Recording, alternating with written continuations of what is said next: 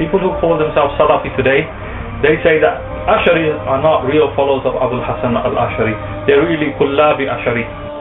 What they're implying basically is that yes, al-Ash'ari was a Mu'tazili, and when he became Ahlus Sunnah wal Jama'ah, he didn't fully take on every point of Aqidah of Ahlus Sunnah wal Jama'ah. And what they're trying to say is that he had inclination to the views of a certain person called Ibn Kullab. Ibn Kullab was before al-Ash'ari. So they say at that time he was a Kullabi Ash'ari. You know, he wasn't a pure Ash'ari in the sense of the final phase of the Ash'ari that we know of. So they try to indicate that Ibn Kullab wasn't a real Salafi Imam, wasn't really a representative of Aqidah from the Salafus Salihin, because he delved into some issues using kalam, like rationalistic arguments, and debating, and looking at deeper meanings on certain points of Aqidah which you don't find clear-cut proof from Quran and Sunnah. So even if he had some linkage to Ibn Kullab, that's fine. But the question is, where's the proof that he was engrossed in the doctrine of Ibn Kullab? He might have looked into the issues that Ibn Kullab held and agreed with certain things and rejected some. But to say that he went into a third phase, where's the proof for that? Because they need to quote the biographers of al-Ash'ari. Because the thing is, if you can't quote early Imam who knows al-Ash'ari, was a contemporary of his, or came straight after, then why isn't saying he went through three phases?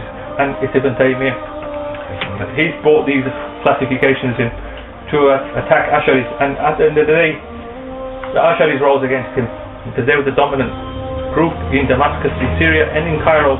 So he was put in jail. You know the history of Ibn Taymiyyah. He was put on trial.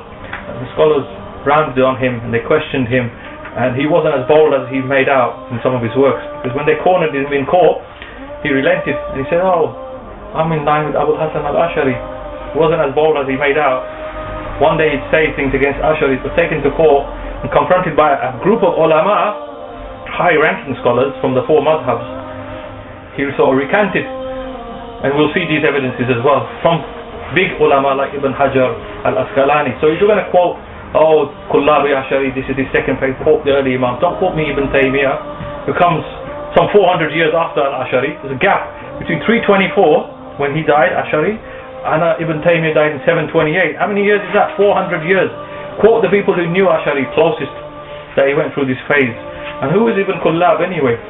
Go and have a look and see if you can find other people who are attached to Ibn Kullab. Go and see if there's a link between Bukhari and Ibn Kullab. Go and see the introduction to Fath al-Bari by Ibn Hajar al-Asqalani and see what he mentions about Ibn Kullab and al-Bukhari. What connection did Bukhari have with Ibn Kullab? And you'd be astonished.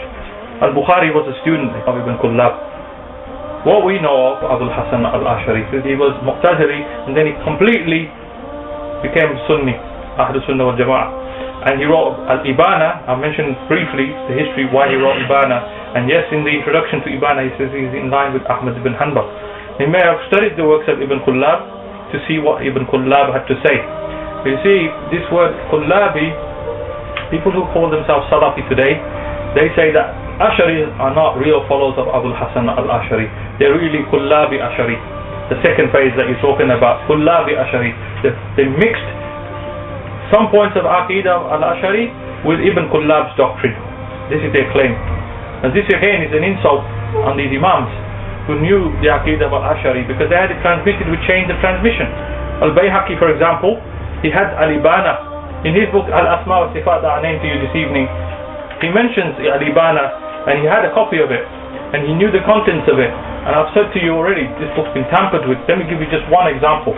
In the current editions of Ibana that's published, it mentions in a number of the editions, apparently al-Ash'ari said that Allah has two eyes. This is not from the Quran, that Allah has two eyes, nor is it in the hadith of the Prophet sallallahu alaihi wasallam. No authentic hadith that Allah has two eyes, but one tampered edition of Ibana that's come through as manuscript mentions that al-Ash'ari said that Allah's got two eyes. Okay, but one big Ash'ari Imam was a muhaddith as well, al-Bayhaqi, he had the Ibana.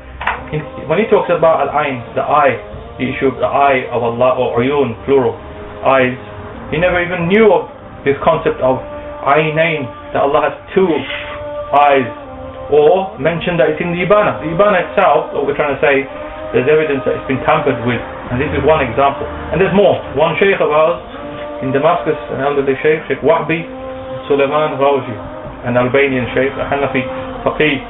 He's about 80 years of age. He has written a work looking into the Ibana and showing all the points which don't agree with the Ash'ari school as known by the students of al-Ash'ari and those who succeeded the students of al-Ash'ari. So for example, al-Bayhaqi, you mentioned him. Bayhaqi's teacher is Ibn Fawrak. Ibn Fawrak is a biographer of the Ash'ari school. He's a biographer of the Ash'ari school. He knows and knew the teachings of al-Ash'ari because Ibn Fawrak took from the students of al-Ash'ari directly. There's others before al-Bayhaqi's time like al-Baqillani. After al-Baqillani we have al-Juwayni. These Imams, and after all of these, al-Ghazali. These Imams knew the school better than claimants who think they know the school. Because they're outside. Like I said before, people within the house know the contents better. They know the school of Abul Hasan al-Ash'ari better. Where have they ever said that he went through 3 phases?